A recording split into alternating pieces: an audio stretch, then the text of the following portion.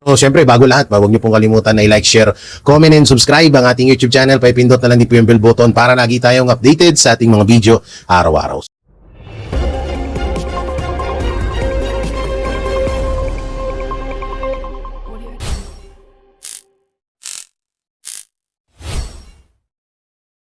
Subiri, Padilla at Bongo itinuro ni Manuel Bunuan at eto mga banateros, Senator Padilla at Bongo ipapadala nga ba ni Marcos Jr. sa dahig sa ICC? So yun na nga po mga banateros, mga kabiyaya, at welcome back to my YouTube channel, J. Guevara TV nga po pala, isa sa mga banateros brothers. At kung nagtataka kayo ba't hindi nyo ako napanood sa Vox Populi, next week po ako dahil may emergency lang po akong nilakad ngayong araw na ito. Pero ito nga, matindi yung pag-uusapan natin ngayon. Ito nga pagdiin ni ni former Secretary DPWH Manuel Bunuan dito sa dalawang senador at tatlo pala, kasama na pala itong si Subiri, no, at itong sila Senator Bato de la Rosa at Bongo. At itong bali-balita na itong dalawa daw na si Senator Bato at Senator Bongo at Senator Robin Padilla ay ipapadala daw ni Marcos Jr. sa ICC or sa dahig. Ako, grabe talaga Dahil nung nakaraan parang pa-deny-deny pa sila mapatungkol dito kay Bongo at kay Padilla. Ngayon talagang pinupush na nila. At eto nga ang malapit dyan mga banateros, mga kabiyaya, mukhang nagkasundo at nagkaroon ng deal si Bunuan, Marcos Jr. at Martin Romualdez kasi nga kamakailan lang diba, tinanggi po na hindi siya pwedeng pumalag po ang Korte Suprema na hindi siya pwedeng maging state witness. So ngayon ang magiging deal na lang siguro may deal. Oo, kasi katakataka naman na talagang bakit puro na lang sa mga yung mga senador na mga hindi kumakampi sa administrasyong Marcos yung idinidiin, pero samantalang doon sa kabilang mga senador walang itinuturo ito si Manuel Bunuan. At kung hindi naman lingid, kung hindi naman din sa inyo mga banateros ay ganito din ang ginawa noon nila Bernardo at Alcantara. So yung mga diniin lang, yung mga senador na hindi kayang kontrolin ni Marcos Jr., 'di ba? Yun lang yung mga talagang itinuro nila Bernardo, nila Hernandez at Alcantara. So grabe nga ito, no. Ewan ko kung gaano katotoo etong sila Senator Bongo at Senator Robin Padilla ipapadala sa ICC or kukunin or parang ibibigay or ibebenta ni Marcos Jr. sa dahig or sa ICC. Ang tindi talaga. So syempre, bago natin ito simulan, don't forget to like, share, comment, and subscribe sa ating YouTube channel. Paipindot na lang din po yung bell button para lagi kayong updated sa ating mga video araw-araw. At eto na nga, etong si Marcos Jr., mga banateros, pumunta sa isang shelter or pumunta sa isang evacuation center kung saan ay namahagi po siya ng mga stuffed toys, ng mga laruan para sa mga kabataan. Ay nako, hindi mo na alam dito sa taong to, no? Imbis na pagkain, kumot, gamit sa bahay ang ipamigay, ang pinamigay mga laruan. Imbis na Jollibee man lang sana, isang chicken doy, total palagi naman bida-bida kayo, di ba? Alak na teteng laruan, anong mapapala ng tao dyan?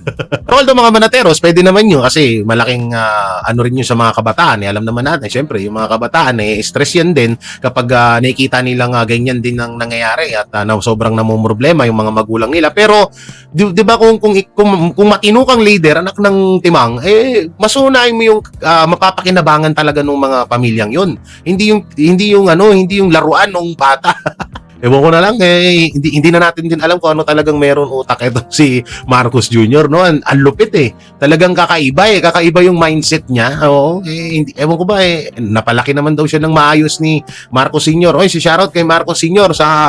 Baka sa susunod na kapag nag-usap kayo ng anak mo, pakisabihan naman, kahiya-hiya na yung ginagawa.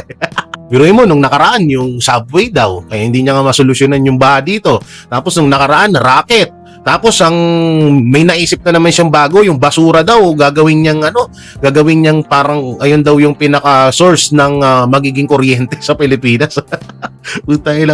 Basura? Anong connect nun? Basura, may gagawin sa basura para maging kapaki-pakinabang at makuwanan ng kuryente. Mukhang kahit si Einstein di ata kayang gawin yun.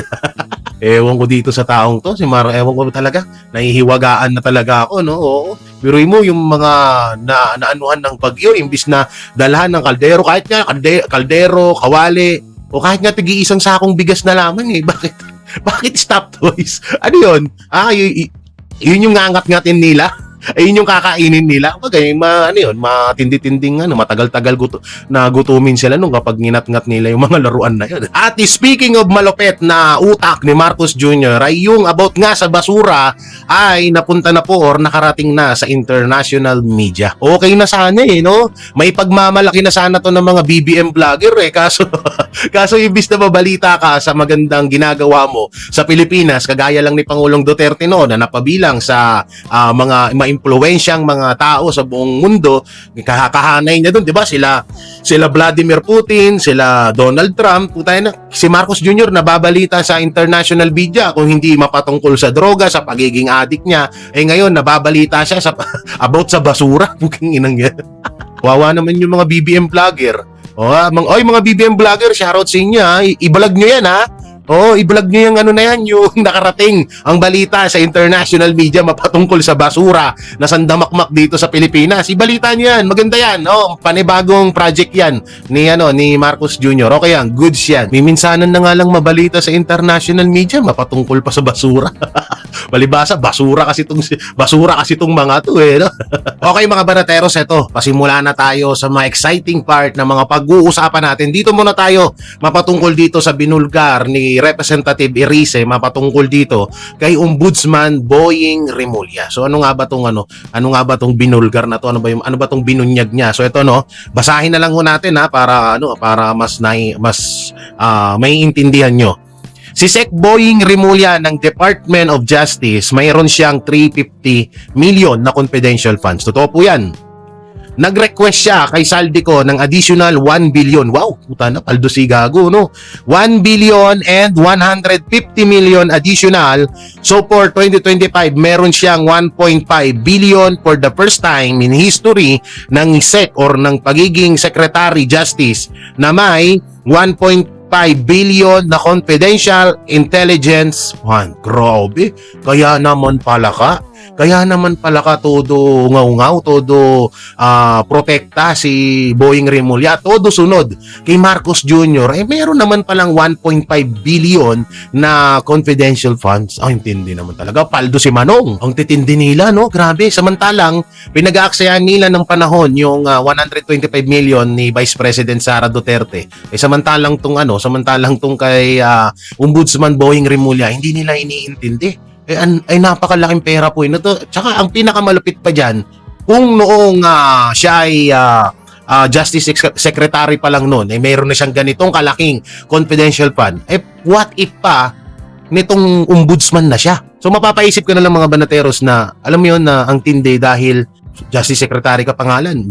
Biruin mo, may may 300 million, may 1 billion, may 150 million. Saan nila ginagamit yan? Kasi isipin nyo maigi, kadalasan kasi ginagamit yan sa mga terorista, sa mga yung pagiging sa mga kawatan, 'di ba? So sa ganyan ginagamit yung confidential funds na yan para matukoy at may pangbayad, may pangpondo doon sa kanilang mga source, sa mga intelligent nila, 'di ba? So ang nakakapagtaka kasi nung justice pa lang to, wala nang matatawag na pagiging justice doon sa trabaho ni Boying Remulla. Tapos meron siyang ganito kalaking confidential funds. So, tangina. Saan nagamit to? Saan napupunta? At ito pang pinakamalupit yan. Bakit hindi na pag-uusapan sa Congress ito at sa Senado? Samantalang yung 125 million ni VP Sara Duterte, nakailang ulit na sila at humantong pa sila dito sa Senado na gumagastos din ng halos 2 billion sa buong kabuuan na mangyayaring impeachment trial kay Vice President Sara Duterte. Pero grabe, no? Ang tindi kasi, napakakulangot lang, sobrang liit lang nung confidential funds ni Vice President Sara Duterte na nagkakahalaga ng 125 million. Samantalang yung dito kay Ombudsman Boying Remulla ay sobrang laki pero hindi iniintindi ng mga congressman at mga senador. Hindi kasi Jay, bakit hindi iniintindi? Siyempre, mapapansin natin ngayon mga banateros, kaya naman pala, halos na lang puro mga against kay Bongbong Marcos yung mga politikong inaaksyonan ni Boying Remulla. Iniisa nga, tignan mo dati sila Guardiola, 'di ba? Yung iba pang mga senador. Bakit hindi naiimbestigahan 'yun? Yung mga BBM senators, 'di ba? Ang dami ng mga lumalabas dati na issue na tumanggap nga daw ng limpak-limpak na pera itong mga to, pero bakit bakit walang investigasyon na nangyayari sa kanila? Hindi kaya ito yung ano na yon, ito yung parang matatawag na suhol kay Boying Remulla, etong mga intelligent funds na to. At bakit at ang malupit pa dito mga banateros, bakit hinahayaan ni Marcos Jr. na may ganitong kalaking pera, may ganitong kalaking confidential fund ng isang Justice Secretary na ngayon ay isa ng ombudsman. So maganda pala nito, Remulla versus Remulla. Iimbestigahan ni Remulla yung sarili niya. Pero ang pinakadelikado dito ay syempre si Representative Erice kasi binulgar niya to. No, talagang delikado siya. Bukas sa makalawa, magugulat na lang tayo na may posas na to. May posas na itong si Erice dahil sa ginawa niyang to. Pero ang kinaganda dito ay nabubulgar.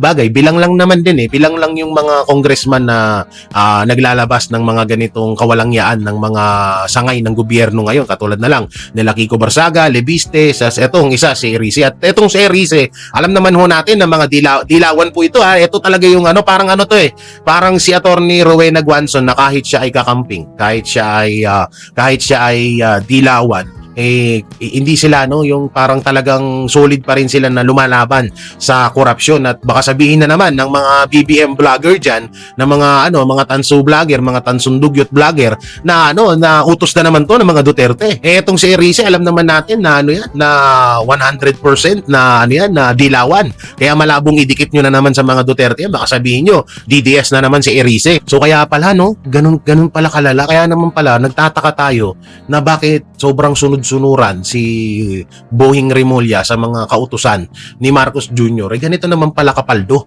Ganito kalaki naman pala ang nakukuhang pera ni Ombudsman Boying Remulla. Ayon kay Representative Erice yan tayo ay nagre-reaction lamang Disclaimer kay Ombudsman Boying Remulla Sir, hindi naman namin malalaman to kung hindi dahil kay Erice. Kaya kung may kakasuhan ikaw, wag ako. Yung si Erice na lang. Marami ang pera yun.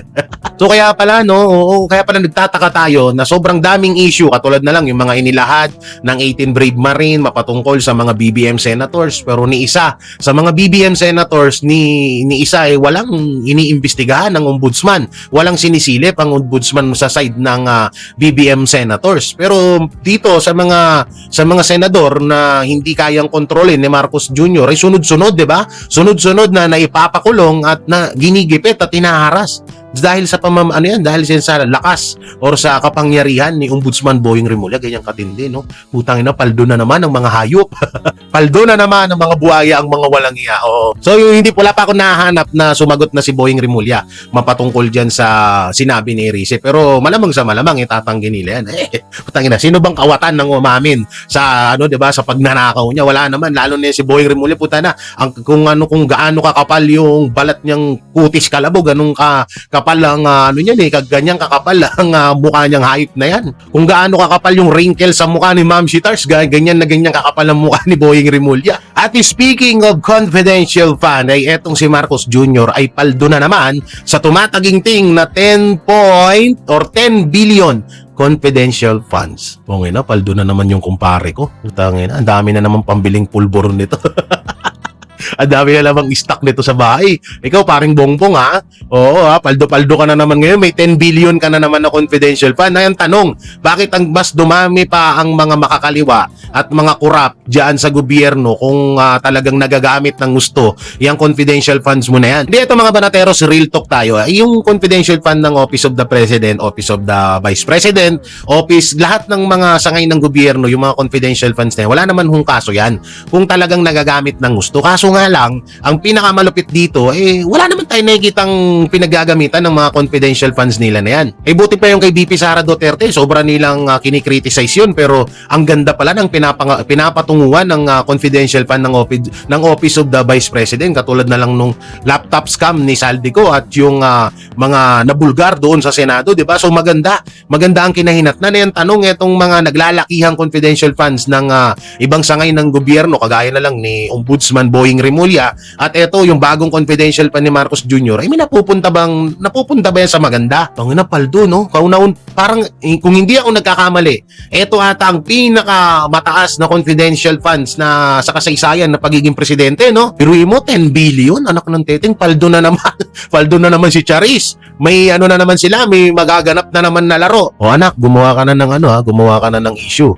O mga anak, gumawa kayo ng issue laban sa mga Duterte. Kung sino ang makaka-impress sa akin, may 1 bilyon. Alam niyo, sa totoo lang, parang gusto ko nang maging anak ni Marcos Jr.